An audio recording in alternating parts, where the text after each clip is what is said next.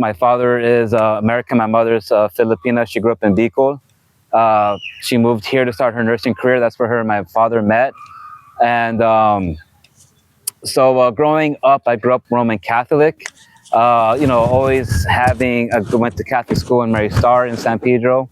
So I always grew up with the awareness of Jesus, of the Bible, going to mass and all that, and that was very good. But throughout the majority of my life, I never really gave my actual full surrender to Jesus. I always felt it was just something that was pressed onto me instead of something for me to actually accept of my own free will. So, my parents divorced when I was 7 years old. So at that time, my father, who was a merchant marine for his career, would be out at sea for months at a time and then come back home and focus his time on me. So a lot of the time growing up with my mother in San Pedro, being an only child for her, I had older brothers from my dad's previous marriages, but they already grown up with their own families. So it was kind of a bit of a lonely childhood per se. They put me in martial arts when I was 7. So that was always my biggest passion, one of my biggest points of focus, even until now. I'm now one of the instructors in my jiu-jitsu academy. So I always had that as a passion. But outside martial arts as a kid, it would get lonely at times, only child. Also having confusion, being American Filipino, but not looking Filipino. Sometimes I'll literally ask my mom, why do my cousins look Filipino and I don't? I literally would ask her that sometimes. And, having a looking Hispanic and growing up in a majority Hispanic city, sometimes I felt like I was more Mexican than Filipino growing up, honestly. And in that confusion, and then given the era in the 90s, my sense of what respect was supposed to be got twisted around. So I kind of started having a season where I was getting to things I should not have been getting into. So that caused my mom to literally send me over to the Philippines in '98, turning 16 years old. So I was that batch of Philippines in the 90s who got kicked out of here and got sent over to Manila at that time. During my stay over there, I got married in Manila at that time with my ex-wife, had my daughter out there. And, that was a very chaotic marriage due to it not being Christ-centered, me not being Christ-centered. The important thing as a man to raise a family is to be led through Christ. I was very much the opposite of that during that time period. Drinking a lot, going out, being foolish outside, having an ego, being one of the leaders of my fraternity at that time. My pride swelled up too. Having a lot of authority at a very young age got into my head also.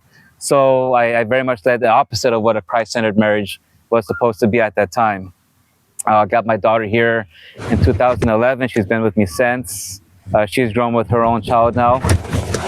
So throughout my life, it was chaotic. Always lust was always very strong with me. Anger, violence, uncertainty. And as I grew older, as you grow older, you calm down more. I grew more emotionally. I grew in my knowledge, my awareness, but I still was not Christ-centered. So as much as I grew, I still left doorways for these things to come back and present itself to me again. So all my relationships until my current one, which I'm very blessed to have, fell apart, either because it was not Christ-centered or, because of my own bad habits, which would destroy those relationships more than one time. And it got to the point where in 2023, that became my breaking point, where I felt Christ starting to enter me, kind of check me in a sense, but I still fought it until I had no choice but to accept him. So my relationship back in 2023 completely fell apart after we moved in together because of me. And not long after that, me and my daughter had our worst argument we ever had at that point. And both of those hitting me at once, I could no longer be proud of, as men, we want to control everything and handle everything through our own strength. That went out the window that period. I couldn't handle it anymore. So basically, I started to really actually break down mentally, emotionally. I started to actually have a breakdown at that moment. It got to the point where the enemy started to attack me and actually started to put suicidal thoughts into my mind, which of course I wouldn't have acted on. But the fact those thoughts started entering my head, I was like, okay, this hasn't happened to me before. Now I really need you now, Jesus. I'm sorry for all the times I fought you. My good friend, who's a pastor from West Covina, recognized I was getting saved. So he started to guide me and mentor me through that process.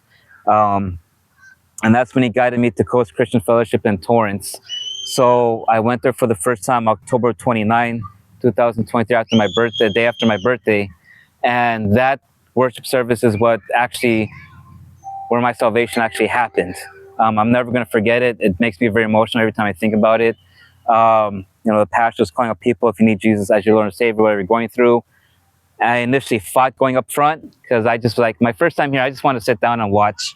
I don't want to really go up, but I kept getting that push. Like, someone's like, no, no, no, no, no, get up there. Go, you're not going to sit down, stay, go up. And as soon as I went up to the front, I literally got down on my knee and I broke. I broke down like I never broke down in my life. My head was on my knees, just completely broken down. And at that moment, when the pastor put his arm on my shoulder, started to pray over me. But at that moment, I mean, the best way I can describe was, at that moment, I really truly felt that Jesus himself was actually holding me, saying, I have you now. You're okay. You've surrendered to me. Finally, gone through enough now.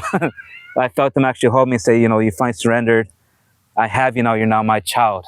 And at that moment, every turmoil I had inside of me emotionally, all this chaos, it just literally left my body at that time. And this warmth, I can't really describe, this came inside me at that moment.